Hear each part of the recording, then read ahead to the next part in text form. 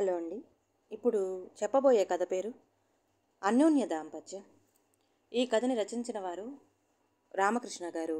ఇక కథలోకి వెళ్ళిపోతే, శుక్లాం భరధరం విష్ణు శశివర్ణం చతుర్భుజం అంటూ పూజ గది నుండి భక్తి పరవశాలు మధ్యలో గంట కొడుతూ దేవుణ్ణి నామస్మరణ చేస్తూ పూజ చేస్తుంది ఇందు. మంచి నిద్రమొత్తులో ఉన్న భార్గవ్ ఇందు చేస్తున్న పూజా కార్యక్రమం ఏదో నిద్రాభంగానికి ప్రతీకగా ఫీల్ అవుతూ, ఒసే ఇందు, కాస్త చిన్నగా చేసుకోవే నీ పూజా కార్యక్రమం అంటూ మరలా ముసుగు తన్ని నిద్రపోయాడు.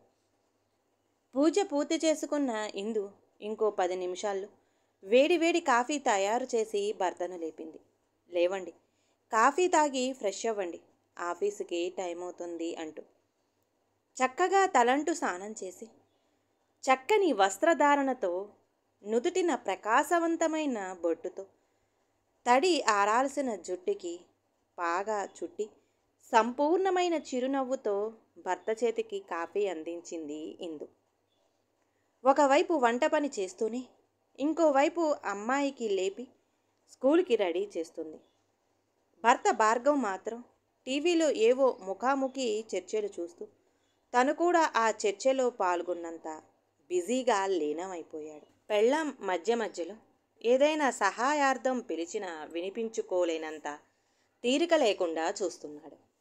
ఏమండి, కాస్త పొయ్యి మీద ఉన్న కూర చూస్తూ ఉండండి, నేను పాపకి స్నానం చేయిస్తా అంటున్న భార్యకి, అబ్బా, ఎప్పుడు చూడు ఏదో ఒకటి చెప్తూ ఉంటావు, నీ పని నువ్వు చేసుకోవచ్చుగా అంటూ మరలా టీవీలో లీనమైపోయాడు.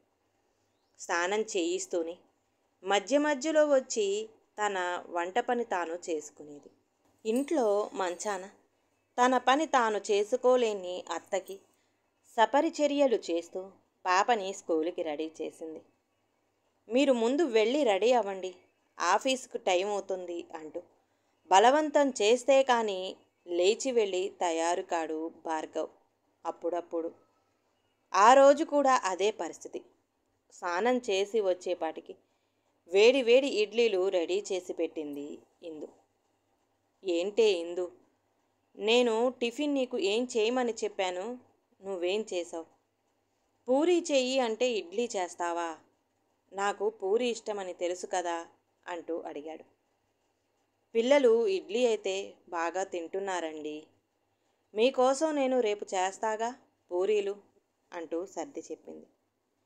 ఏదో ఒకటి చెప్తావు, పూరీలు చేయడం అంటే నీకు పని ఎక్కువ, ఇడ్లీ పెట్టడం అయితే నీకు పని సులభమని చెప్పావు అంటూ నిట్టూర్చాడు. ఈలోగా తన 2 ఏళ్ల బాబు నిద్రలో నుండి లేచాడు. వాడికి అమ్మ పట్టు ఎక్కువ. ఇందుని అస్సలు వదలడు. ప్రతి నిమిషం ప్రతి క్షణం తల్లి చంకలో నుండి దిగకపోవడం, లేదా తల్లిని ఎప్పుడు అదిమి పట్టుకోవడం ఆ చిన్న పిల్లాడికి అలవాటు. లేచేదే తడువు అమ్మ అంటూ తనని చూసే వరకు, తను ఎత్తుకునే వరకు ఏడుపు ఆపడు. ఆపొద్దు కూడా అంతే. ఆఫీసుకి టైం ఇంకా ఒక 10 నిమిషాలు ఉంది అని ఈలోపు పాపని స్కూల్లో దించి రమ్మంది ఇందు. అందుకు ససేమేరా అంటూ, ఈరోజు ఆఫీసులో ఒక ముఖ్యమైన పని అప్పచెప్పాడు మా బాసు, తొందరగా వెళ్ళాలి, 1/2 కిలోమీటర్ దూరం కూడా లేని స్కూల్లో చేర్పించాము. ఎందుకే ఇందు, నువ్వు హ్యాపీగా స్కూలుకి తీసుకువెళ్ళొచ్చు, తీసుకురావచ్చు అనేగా, ఆ మాత్రం చేసుకోలేవా అంటూ తనకి సర్దిపెట్టి ఉంచిన క్యారేజీ తీసుకొని వెళ్ళిపోయాడు. సాయంత్రం 6 గంటలకి వచ్చిన భార్గవ్ కొంచెం తలనొప్పిగా ఉంది అంటూ సోఫాలో అలానే ఉండిపోయాడు. వేడి కాఫీ మరలా చేతికి అందించి తలకి మంచి నూనె మర్దన చేసినట్టు రాసి నుదుటిన తలనొప్పి తగ్గటానికి తైలం పూసి కొన్ని నిమిషాల్లో తలనొప్పి తగ్గేలా సపర్యలు చేసింది ఇందు. కాసేపటికి ఫ్రెష్ అయ్యి అలా బయటికి వెళ్ళొస్తా అంటూ వెళ్ళిపోయాడు. అలా వెళ్ళిన భార్గవ్ రాత్రి 9 దాటితే కానీ రాలేదు. పైగా ఫుల్లుగా తాగి వచ్చాడు. భర్త వాలకం తీరు చూసి చాలా చిరాకు పడింది ఇందు. ఆరోగ్యం బాలేదు అంటూ మరలా ఆ తాగుడేంటి? మీకు ఎన్నిసార్లు చెప్పాలి ఆ తాగుడు మానుకోమని అంటూ చిర్రుబుర్రులాడింది. ఏదో సరదాగా ఫ్రెండ్స్తో కలిసి అప్పుడప్పుడు తాగుతాను. ఆ మాత్రానికే అలా అరుస్తావెందుకు అంటూ వక్కానిచ్చి అడిగాడు భార్గవ్. తాగితే మీకేమి వస్తుంది? అనారోగ్యం, అలాగే మనసు స్థిమితంగా లేకపోవడం, ఆర్థిక నష్టం తప్పితే అంటూ అడిగింది. ఏంటే తెగ వాగుతున్నా? నేనేమన్నా ప్రతిరోజు తాగి వస్తున్నానా? లేక తాగొచ్చి నిన్ను కొడుతున్నానా? పైగా డబ్బుల కోసం మాట్లాడుతున్నావు. నేను సంపాదిస్తున్నా, ఆ మాత్రం ఖర్చు పెట్టుకుంటా. మధ్యలో నీకేంటి అట? మిమ్మల్ని పెంచడం మానేశానా? పిల్లల అవసరాలను తీర్చడం మానేశానా? ఇంట్లో ఖాళీగా ఉండి నీకు ఏం చెయ్యాలో తెలియక మొగుడు మీద అరుస్తున్నావు. ఇప్పుడు నీకు ఏం తక్కువ అయ్యింది అని అలా గొంతు చించుకుంటున్నావు అంటూ తన స్వరాన్ని అధికం చేశాడు. నాకేమీ తక్కువ కాదులేండి. మీరు ఉద్యోగం చేస్తున్నారు, డబ్బులు సంపాదిస్తున్నారు. నేనేమైనా మీలా ఉద్యోగం చేస్తున్నానా? లేక డబ్బులు సంపాదిస్తున్నానా? నా పనికి జీతం ఉండదు, నా మనసుకి విలువ ఉండదు. కానీ మీరు తాగొచ్చిన రోజున మీ ప్రవర్తన మీకు తెలియదు.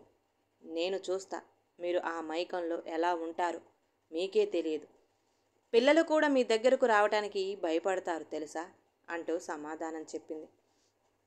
అలా మాట పెరిగి ఏంటే ఊరుకుంటుంటే రెచ్చిపోతున్నావు అంటూ పురుషుని చేతిలో ఉన్నది బలం అన్నట్లు తాగిన మైకంలో ఇందు చెంప చెళ్ళుమనిపించాడు భార్గవ్.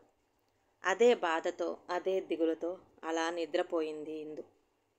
భార్యాభర్తల మధ్య ఎంతో అన్యోన్యత ఉంటూ సుఖంగా ఉండాల్సిన దాంపత్యం భర్త ఏమరపాటు అశ్రద్ధ వల్ల అన్యోన్యత లోపించింది. తెల్లవారింది. ఇంట్లో పూజా కార్యక్రమం లేదు. బెడ్ పైకి చేతికి అందాల్సిన కాఫీ రాలేదు. పొద్దు దూరి చాలాసేపు అయింది. భార్గవ్ లేచి చూసేసరికి భార్య ఇందు ఒళ్ళంతా వేడిగా తీవ్ర జ్వరంతో అస్వస్థతగా ఉంది. భార్యను లేపి చూశాడు. నోరారా పలకలేని నిస్సత్తువుతో ఉంది. పిల్లల్ని అమ్మకి అప్పచెప్పి హాస్పిటల్కి తీసుకొని వెళ్ళాడు. జ్వరం అలాగే. తక్షణ ఉపశమనం కోసం వైద్యం చేశారు. ఆ క్షణానికి కోలుకుంది. కానీ మెడికల్ టెస్టు చేస్తే మలేరియా, టైఫాయిడ్ కలిపి ఉన్నాయి అని, కొద్ది రోజులు హాస్పిటల్లోనే ఉంచాలి అని డాక్టర్ చెప్పాడు. సరే డాక్టర్ గారు అని చెప్పాడు భార్గవ్. తల భారంగా అనిపించింది భార్గవ్కి. కాఫీ తాగలేదు అని గుర్తొచ్చి వెళ్ళి ఒక కప్పు కాఫీ తాగాడు. వెంటనే పిల్లలు, ఇంట్లో ఉన్న అమ్మ గుర్తు వచ్చారు. వాళ్ళు ఉండేది పట్నంలో. వాళ్ళ ఇరువురి పెద్దలు ఉండేది చాలా మైళ్ళ దూరంలో పల్లెలో. అప్పటికి ఎవరు వచ్చి సహాయం చేయలేని పరిస్థితి. కాకపోతే ఇందు తమ్ముడు అదే పట్నంలో వేరే చోట ఉద్యోగం చేయడం, అప్పుడప్పుడు ఇంటికి రావడం వాళ్ళకి కలిసొచ్చే అంశం. వెంటనే ఇందు తమ్ముడికి ఫోన్ చేశాడు. హాస్పిటల్లో తనకి తోడుగా ఉండమని చెప్పాడు. ఇంటికి వెళ్ళొస్తా అంటూ పిల్లలకి అమ్మకి టిఫిన్ కట్టించి ఇచ్చాడు. త్వరగా పాపని రెడీ చేసి స్కూల్లో దిగపెట్టాడు. మరలా హాస్పిటల్కి వెళ్ళి బామ్మర్దికి తన ఆఫీస్కి టైం అవుతుందని చెప్పి తనని పంపించి భార్గవ్ తోడుగా ఉన్నాడు. భార్గవ్ తప్పక ఆఫీసుకి సెలవు పెట్టి భార్య ఆరోగ్యం, పిల్లలు, అమ్మ యొక్క బాగోగులు చూసుకోవాల్సి వచ్చింది. ఇందుని హాస్పిటల్లో ఉంచి అప్పుడప్పుడు ఇంటికి వెళ్ళేవాడు. మధ్యాహ్నం స్కూల్లో ఉన్న పాపకి లంచ్కి టైం అవుతుంది. ఏదో పార్సిల్ తీసుకువెళ్ళి ఇస్తున్నాడే కానీ ఇలా ప్రతి పూట బయట ఆహారం ఇస్తే పిల్లల ఆరోగ్యం ఏమైపోను అని మనసులోనే అనుకుంటూనే బాధపడ్డాడు. ఇంటికి వెళ్ళి అమ్మ చేతిలో కూడా పార్సిల్ పెట్టారు. దీర్ఘకాలిక వ్యాధితో బాధపడుతున్న శరీరం, అలాంటి స్థితిలో ఉన్న అమ్మ పథ్యంగా తినాల్సిన ఆహారం మానేసి ఇలా లేనిపోనివన్నీ తింటే ఉన్న కాస్త ఆరోగ్యం కూడా దెబ్బతింటుందిరా అంటూ పార్సిల్ని ముట్టుకునే ప్రయత్నం కూడా చెయ్యలేదు అమ్మ. అమ్మ, నువ్వు ఇవి తింటే ఎంత అనారోగ్యమో, నువ్వు ఏమీ తినకపోతే అలానే అనారోగ్యం అంటూ చెప్పి కొంచెం తినిపించాడు. ఇల్లంతా చూస్తే గందరగోళంగా ఉంది. ఎక్కడి వస్తువులు అక్కడే చిందర వందరగా ఉన్నాయి. అబ్బాయిని వాళ్ళ అమ్మ దగ్గరికి తీసుకుని వెళ్ళాడు. హాస్పిటల్లో ప్రత్యేక గది తీసుకుని ఉండటం వలన అలా పిల్లాడితో ఉన్న కొంచెం ఫ్రీగా ఉంది. అయినా సరే బాబుని ఎక్కువ తనే చూసుకోవాలి, తనే ఆడించాలి. వాడు చేసే అల్లరి, వాడు చేసే తొంటరి పనులు అలా రోజంతా భరించేపాటికి భార్గవ్కి తలప్రాణం తోకకి వచ్చినంత పని అయింది. అలా 2 రోజులు గడిచింది. తన పరిస్థితి ఎంత దీనస్థితికి వచ్చింది అంటే భార్య సహాయం లేని భర్త మరియు కుటుంబం తెగిన గాలిపటంతో సమానం అన్నట్టు వచ్చింది. ఇంటి నిండా మాసిన బట్టలే, ఇంటి నిండా చిందర వందర వస్తువులే. భార్య పరిస్థితి చూస్తే ఇంకో వారం రోజులు హాస్పిటల్లోనే ఉండేలా ఉంది. తొందరగా ఒక పని మనిషిని పెట్టి ఇల్లు ప్రతిదినం చక్కగా ఉండేలా చూసుకోవాలి అనుకొని ఒక పని మనిషిని పెట్టాడు. రోజు ఇల్లు, అంట్లు, అప్పుడప్పుడు బట్టలు ఉతకటానికి రోజంతా కలిపి ఒక 2 గంటల పనికి 3000 జీతంకే ఒప్పందం కుదిరింది. అంటే ఒక పని మనిషికి 2 గంటలకి 3000 జీతం అంటే 24 గంటలు పగలు రాత్రి నా అవసరాలు, నా పిల్లలు, మా అమ్మ అవసరాలు తీరుస్తుంది నా భార్య. ఈ లెక్కన తనకి జీతం కడితే నా జీతంలో సగం కంటే ఎక్కువ జీతం నా భార్యకే ఇవ్వాలి అనుకున్నాడు మనసులో. ఒక భార్యగా ఒక్కరోజు తన సేవలు అందకపోతే అంత విలవిలలాడిపోతున్నానే, ప్రతిరోజు తన సేవలు అందకపోతే నా పరిస్థితి ఏంటి అనుకుంటూ తన మనసులో మొదటిసారి భార్యని ఇన్నాళ్ళు నేను బానిసగా చూసినట్లు ఉన్నాను. నిజానికి భార్య అంటే బానిస కాదు, నాలో సగభాగం, నన్ను నిరంతరం అర్థం చేసుకునే అర్ధాంగి అనుకుంటూ భార్య పక్కగా వెళ్ళాడు. భార్య కళ్ళల్లో కళ్ళు పెట్టి భార్య చేతుల్ని తన చేతుల్లోకి తీసుకుని, నిన్ను చాలా కష్టపెట్టాను. నువ్వు చేస్తున్న పని వెలకట్టలేనిది. కుటుంబం పట్ల బాధ్యత చూపే నీ మనసుకు విలువను ఇవ్వకపోవడం, నీ పైన చెయ్యి చేసుకోవడం నా అహంకారానికి నిదర్శనం. నీ ఇష్టాల్ని పక్కన పెట్టి కుటుంబం కోసం సపరిచర్యలు చేస్తున్న నీ మనసును నిజంగా ఎంతో మహిమ కలది. భార్యాభర్తల బంధం అంటే జన్మజన్మల రుణానుబంధం అన్నట్టు నీకు, నీ సేవలకు ఎప్పుడూ రుణపడి ఉంటాను అంటూ ఆప్యాయతతో దగ్గరగా తీసుకున్నాడు. ఏ భార్య భర్త యొక్క మెప్పు పొందటానికి చూస్తుంది? తనకి కొంత సమయం, తనకి కొంత గుర్తింపు, తనకి తగిన గౌరవం ఇస్తే చాలు, మీ పాదాల దగ్గర తాసిగా ఉంటుంది. ఆ ఒక్క విషయం మీరు గుర్తించి మెప్పించితే చాలు, వాళ్ళ దాంపత్యం చాలా అన్యోన్యంగా ఉంటుంది అంటూ తనలో భర్త మీద ఉన్న ప్రేమ అనురాగాలను నయనాల నుండి జారే సన్నని కన్నీటి ఆనంద బాష్పాల ద్వారా తెలియజేసింది. భర్త యొక్క ప్రేమ ఆప్యాయతతో ఇందు ఇంకొంచెం తొందరగా కోలుకుంది.